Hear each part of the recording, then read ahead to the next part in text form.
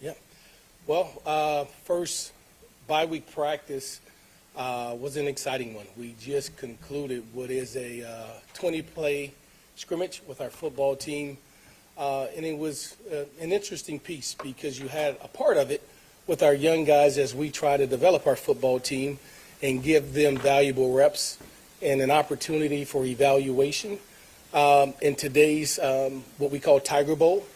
Fun field, exciting. And those guys who may not play a whole bunch on Saturdays got a chance to play a whole bunch today.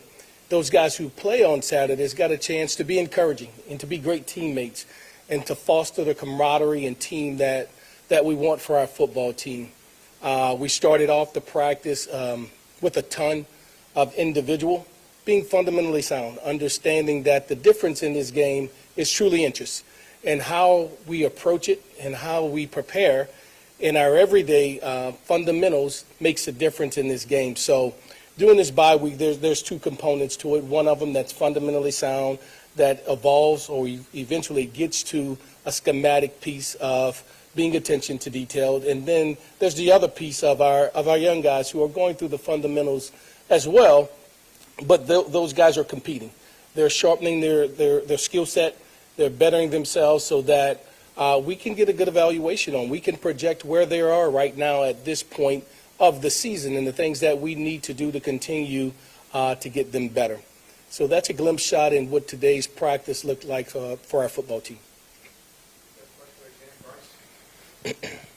I guess, Frank, just kind of start off, what have the last 48 hours been like for you? And obviously when you learned that you had this opportunity, just your message to the team, I guess, on Sunday night, if you can talk about that. Yeah, for the team, here we are in this moment. We live in real time. We live in this moment. And so we have a responsibility to ourselves. You have a responsibility to the man that's next to you, to be a great teammate, to individually continue to develop yourself to be the best version of you. And whatever that is, if you're a freshman in your continuous development, if you're a veteran player with desires to be an all-conference player, to continue your development, if you guys that have aspirations of playing in the National Football League, to continue your development, that we have a lot of seasons still left for us, 4 regular season games that we have to conduct our business. How will that look? And it's up to us to determine that fate. Unfortunately, sometimes in the midst of chaos, for us, fortunately, there is opportunity. And in the midst of the chaos and confusions and the whirlwind of things that has been bestowed upon us, we have opportunity.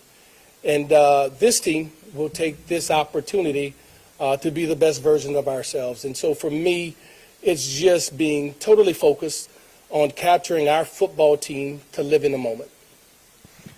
Hey, Coach Frank. Talked to Bryce Brown and Robert Valdez, JT Curtis yesterday. They were proud that a New Orleans guy is the head coach at LSU. Personally, how big is this moment for you to be the guy? It's a tremendous, humbling moment for myself. I started off as a junior high coach at Etna Core that became a high school assistant that became a 26-year-old head coach. And so extremely humbling, and guys like J.T. Curtis, who were my mentors in my early coaching career, guys like Bryce Brown and some of those guys who I had an opportunity to coach and develop over the years. And so I'm a part of the fiber of this state, of in earnest high school football, youth football, that is extremely humbled, extremely honored to be given this opportunity. It's something that you would dream of, something that you don't know if it would ever come true, but something you prepare yourself for. And you take steps to position yourself to be able to do those things. And I recognize this moment, this opportunity is so much bigger than me. I just happen to be the caretaker at this moment for this wonderful institution that we so love. It's our flagship state university. We have tremendous pride in it. I will do my very best and die trying to represent us as a university, as a state, as a community, to the best of my ability, with dignity, with honor, with pride, the way LSU has always been and will always be. Yeah, Frank, you guys have done some reshuffling with the offense over the last few days. Can you just describe the roles that Alex Atkins and Tim Rattay will be taking on and why those were the right fits for those jobs? Yeah, so Tim Rattay will step into the role as our quarterback coach. Alex Atkins will serve in the capacity as our play caller. Collectively, as an offensive staff, we'll brainstorm. We'll work in pods. We'll work holistically with one another to devise a game plan that gives us the best opportunity to win a football game. And that's our sole and focal point. How do we position this team individually, collectively, that we're able to show our very best? That in run game, we have the ability to do it. We need to be able to run the ball, to have relief in the passing game. At times we have done it, but we want to do it more consistently. And I think if we do that, it'll allow our game, our team, our offense to be that much more effective. Alex, as you know, was serving in the capacity as our run game coordinator, had a great knowledge, has a background as a play caller. Tim Rattay has a background as a play caller. My years at UTSA, he was on the opposing sideline with Skip Holtz as the play caller, and so very familiar with both of these men and their abilities, and feel very confident they'll give us the best opportunity in both run and pass game collectively to present ourselves. Frank, have you heard of, or has the staff heard of, any players opting out? I have not. Okay. And you built your career on building relationships, right? How important is that in a moment like this, fostering those relationships with those players, making sure those connections are as tight as ever, and why are you especially gifted for that in this moment? Well, you know, I think it's a testament to the quality of young men that we have, that, you know, they signed up to come to school here. They came at the helm of Coach Kelly as our head coach. And they were also committed to this university, and they were committed to one another. And I think when in a time as perilous as this, that you bat down the hatches, you go shoulder to shoulder, you go back to back, and you stand firm with one another in the commitment of what your intentions were from the beginning. And so it's kind of testimonial that we haven't had it. Has it been hard? Oh, yeah, it's been hard. It's been hard. It's an array of emotions, of feelings, of roller coaster. But we've been here for one another. So when the news broke Sunday, we were here together. We were here together again yesterday on Monday. We're here together again today on Tuesday and on Wednesday in the bye week, where at times that Sunday, that Monday, you would not have been together. We have bonded closer. We've taken up the slack for those who may not have been strong as others to be supportive of one another during this time. And so I think it's a testament of our student athletes and our coaching staff in this university, in this community. You know, the biggest thing for us is to stay close, stay together, and let's finish what we've started. Frank, congratulations on Thank you. getting appointed to this post. At times like this, people talk about the resiliency of young people. And just crossing the street, it sounded like y'all were having a very spirited practice, as you said. Just what is their attitude, and how do you expect them to respond the next time you have a game to play, which obviously is the big game in a couple of weeks? I think they'll respond well. I'll share something we did today. I was watching quite some time ago when we got bombed at Pearl Harbor, and the sirens went off.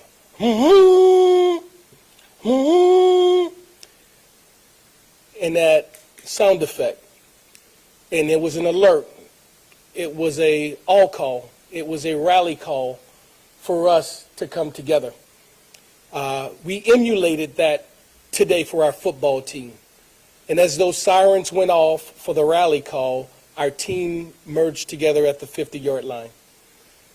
We held up all 4 of our fingers in both hands. We chanted fourth quarter. We chanted finish. Because we're all in. We're all in to finish what we've started. And some of that celebration, some of that noise, if you will, was simply our football team answering to the rally call, being there for one another in a tough situation when, if you will use an analogy, we've been invaded.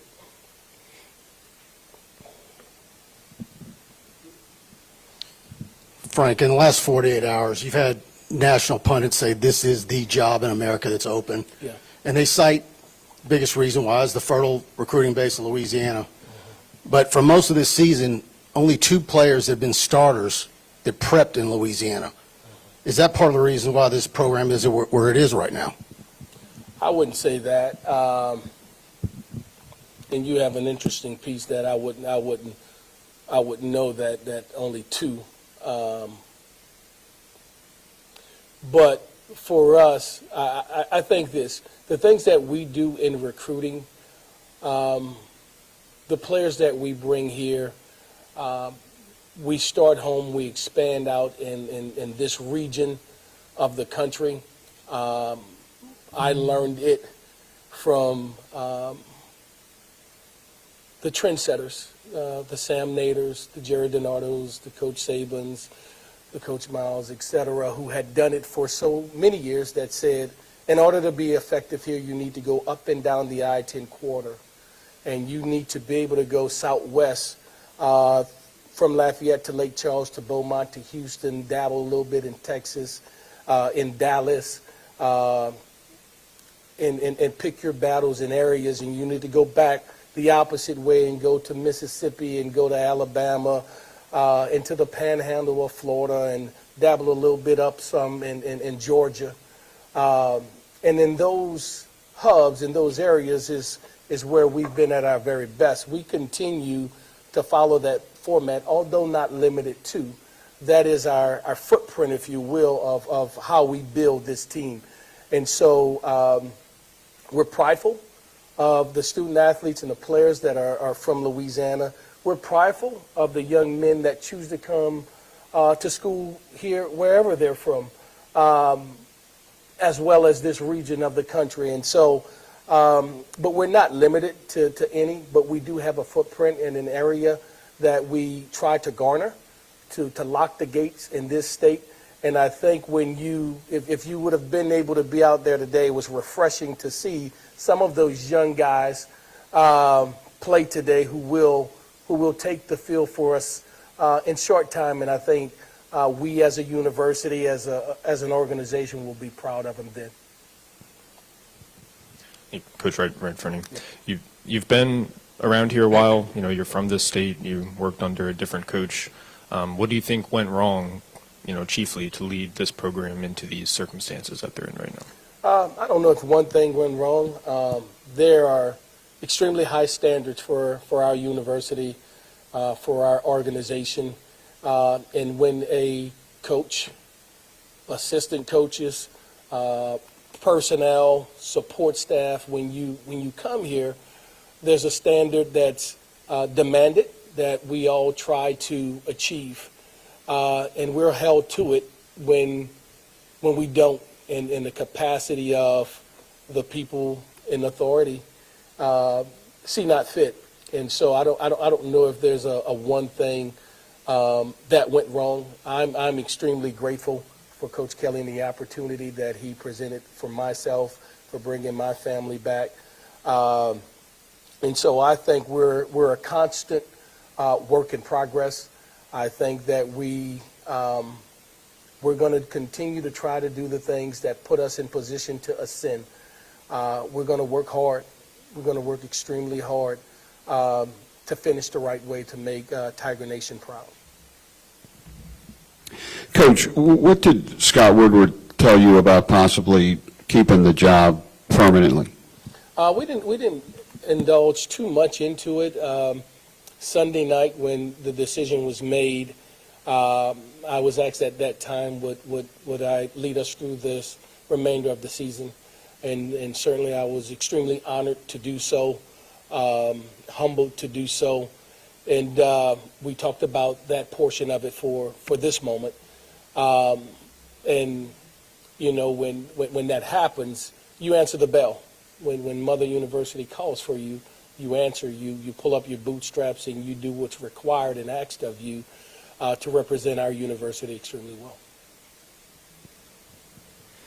Frank, how would you describe your relationship with both Brian and Joe? My relationship, a good one. I have a good relationship with both of those men. They're quality men. They're men of integrity, of class. They're professionals in how they go about conducting their business.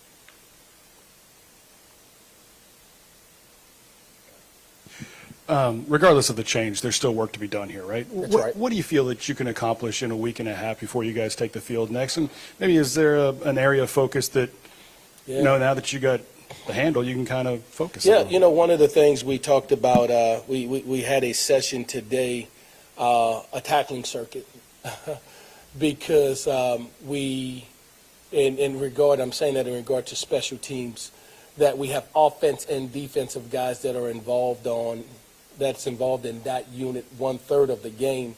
And we wanted to be very intentional and looking at our personnel. We wanted to be intentional and looking at how could we continue to grow those units, that they become additions to us, that we gain from them, and whether that is in coverage unit, whether that is in flipping the field, whether that is in big yardage, in the return game. And so a huge emphasis in this bye week is on special teams. There's a huge emphasis in this bye week in running the game, running the ball. I promise you we will run the ball. And so, but I think it complements and it allows us to be that more effective in the pass game, where we have tremendous weapons that we haven't utilized to the full potential for whatever reason. And so those areas where we lack and we haven't been our very best, we're going to try to make sure we're doing that. Hey, Coach. Congratulations. Thank you. When in most places, when there is a head coach parting ways, the recruiting class will see decommitments. Yeah. That hasn't been the case. You've had no decommitments. You added a commitment. What's been your message there to stabilize things, and what is it moving forward into the next month as you inch closer to the early signing period? So without getting too deep into the weeds, from a compliance standpoint in recruiting, you know, the first business is taking care of our team, our current team. And I think the more that we do that, they become your testimonials. And so what happens is the recruit called Johnny, who's on the team, and what's the status, what's going on with the team? We're good.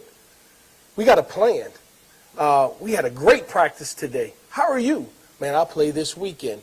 So now when coach calls prospective student athlete who's talked to current player, and they see, they feel, they hear stability, we're good.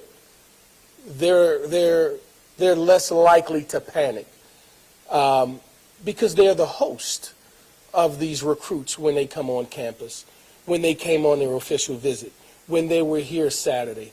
And I think a lot of that resonates, that when your team has a good feel, I think it resonates to the recruit. And it could be the opposite, right? If they were in total disarray, uncomfortable, uncertain, I think that could affect the recruiting class as well.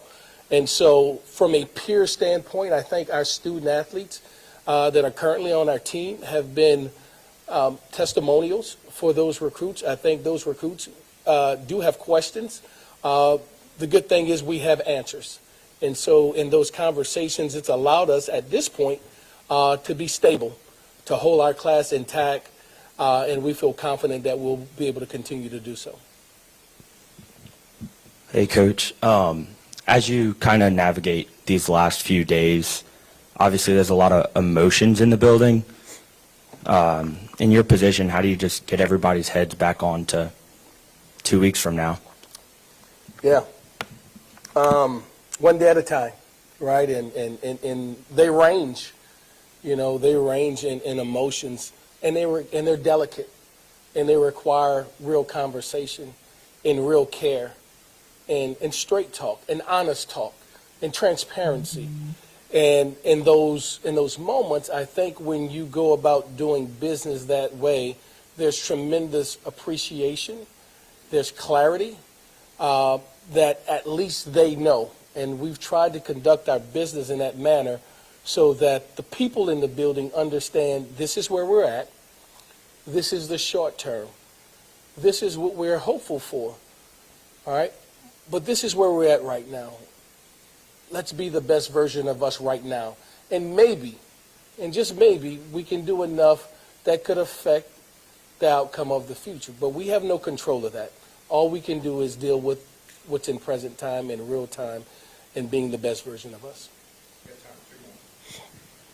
Coach, throughout this time, you've spoken a lot about what it means to you, what it means to these players. I guess for the fans that obviously hold this place very dear to their hearts, I mean, why does LSU mean this much to you? And you've seen it more than anyone, especially on Saturday night with how a team came over here and took. Why is it so important to you, whether you're the person or not that leads going forward? Why is this important to you? I think it's important to our state. I think it's important. You put it this way. I was a head coach at another university in this state. I left that university as the head coach to come back here, right? And I chose to. I chose to come back here because it's a very, very unique place that there's no place like LSU. I've worked at universities in this conference, around this country, and there's something about the people here. And so when you speak of LSU, you can talk about the beautiful stadium, the Pantheon, right? The concrete, this beautiful facility that we're in. But LSU's not bricks and mortar. It's the people. It's the people that make LSU what it is. And we live and we thrive in a people society that as we evoke into relationships, it cuts deep. And so it's totally different than another school where you just go to work, that you become a part of it. It becomes a part of you. And it's the people in this building, it's the people in this community, it's the people in this state that gravitates, that pulls you in. And it's why we say forever LSU, because it's not just a job for me, for many. That's about as simple as I can say it. Oh, yeah. Yeah, I think it's evident when the questions are posed, how come they didn't? Why did they not? There was life today at practice. How come it isn't?